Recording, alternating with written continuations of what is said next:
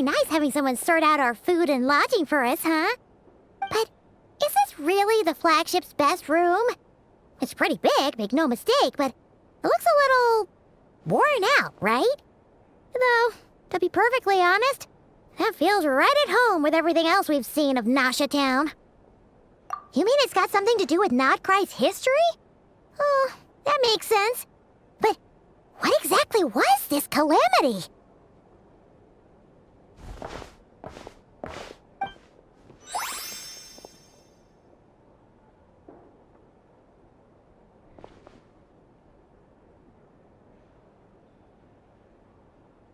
Oh, should we try the berries and fried meat too? Paimon's getting hungrier and hungrier every time someone mentions it. Oh, sorry about that. Paimon wasn't watching where she was going. Please, there's no need to apologize. If anything, I'm the one who should be sorry.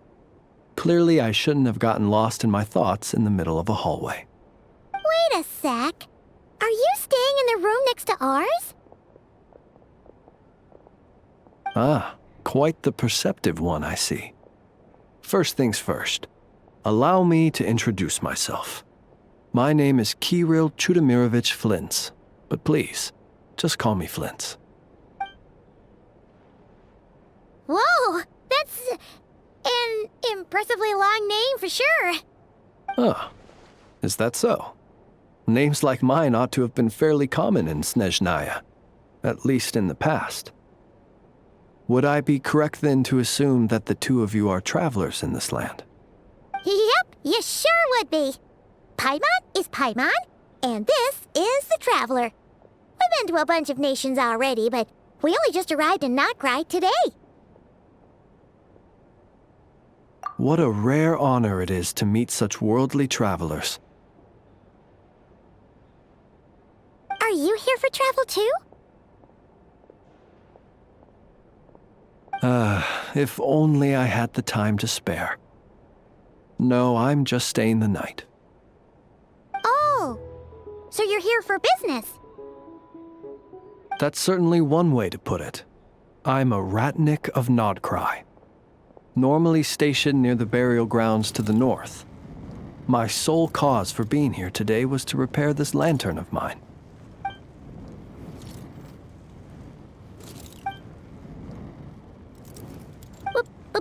Burial grounds? Your surprise is entirely understandable. Most people cannot even begin to fathom the idea of a life surrounded by tombstones and decay. But if you've heard of the calamitous abomination that is the Wild Hunt, you'll know that in their wake they bring a host of souls tainted by abyssal filth. That then is why we are stationed by the burial grounds, to hold the line where it is most vulnerable. Oh, so it's all about fighting against the abyss. Oh, sounds like a tough job. I thank you for your concern. But in truth, I've long since grown used to it. In fact, I like to think it rather suits me. If anything, I'd say I prefer the peace and quiet of a graveyard to the hustle and bustle of urban life. Paimon sort of gets it now.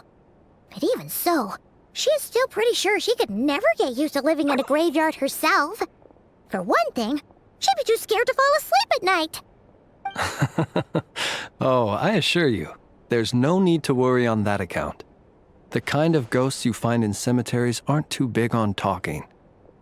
But even when they do, they're usually far more discreet than the living. Well, would you look at that? Who'd have thought we'd end up chatting this long? Must have a lot in common, huh? Forgive me, but I must excuse myself, for the time of my appointment draws near. And in terms I'm sure you'll understand, a lanternless ratnik is like a mapless traveler. A serious conundrum indeed. Oh, sure. In that case, you go right ahead. We won't keep you any longer. Not at all. Should the opportunity present itself, I'd gladly continue our conversation another time. You're always welcome to come visit my grave. I mean, the grave I stand watch over. Your visit would bring much-needed light to that place of final rest. Right. Well, if we get the chance. Then allow me to wish you a traditional Ratnik's farewell. See you by the graveside. Ugh. Jeez. What a weirdo. Not to badmouth him at all. In fact, he seemed pretty cultured, but at the same time, kinda spooky? Must be all that time he spent around graveyards. His lantern? No, not really. You mean, 'cause it was broken? Huh. Guess you've always had a nose for stuff like this. If you're worried, you can always ask him the next time we cross paths. Hey, don't you start spouting all that weird stuff too.